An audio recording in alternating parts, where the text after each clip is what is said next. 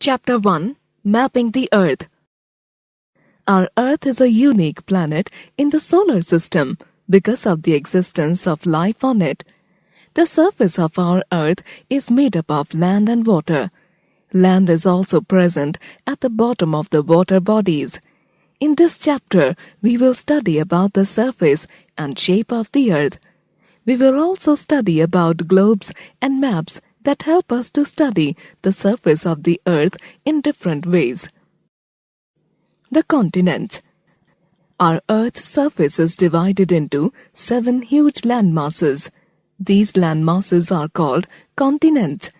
In decreasing order of size, they are Asia, Africa, North America, South America, Antarctica, Europe, and Australia.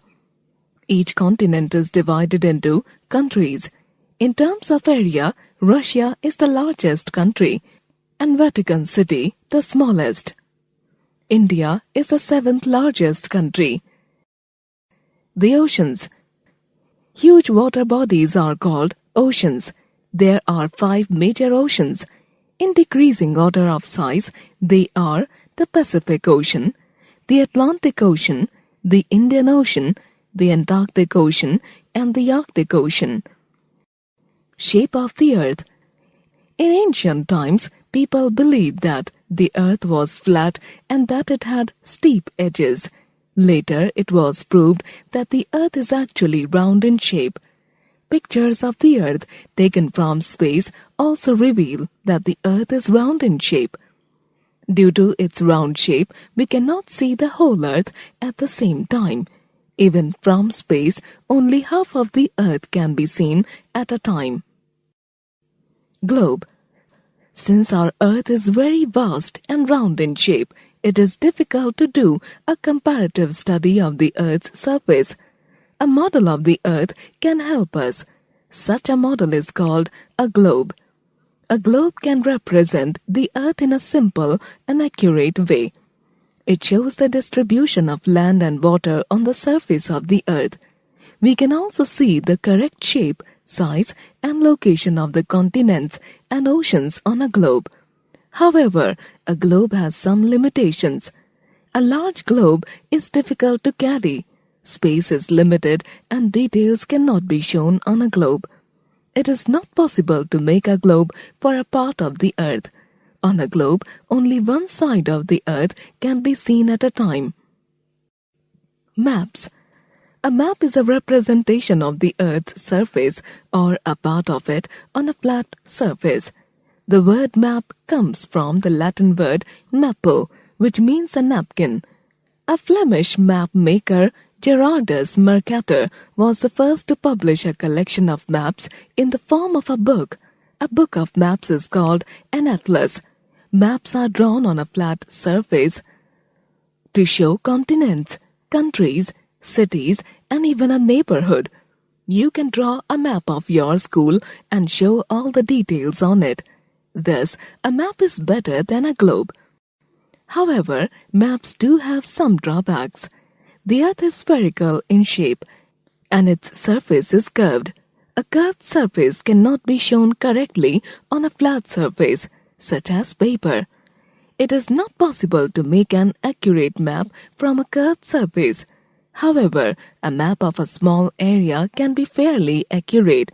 Thus, a map is more useful to study the Earth. Types of maps. There are different types of maps. We can group them in the following ways. Physical map. Mountains, plateaus, plains, rivers, and water bodies can be shown on a physical map. Political map. Lines defining the boundaries of countries, states, and their capitals are shown on a political map. Other maps. Besides these, there are maps that show industries, population, transport, minerals, crops, soil, natural resources, forests, and wildlife. Language of maps. It is not possible for us to visit all the places of the Earth to know about each of them properly. So we have to find an easier way. To do so, we can study a map. To understand the information given on a map, we must know its language. Directions on a map. Direction is an important part of a map that helps us locate a place on it easily and quickly. We follow 4 major directions. They are north, south, east, and west. See the given map. Maps follow a system to show directions. Place a map on a table. The farthest side or the top of the map is north. South is always opposite to north, that is, at the bottom. To your right is east, and to your left is west. The directions on a map can also be shown by an arrow which is marked N. This shows the north direction. Once you know where the north lies, it is easy to find the other directions. We can also mark sub-directions on a map. Between the north and the east lies the northeast. Between the north and the west lies the northwest. Between the south and the east lies the southeast. Between the south and the west lies the southwest. All maps follow the same method to show directions.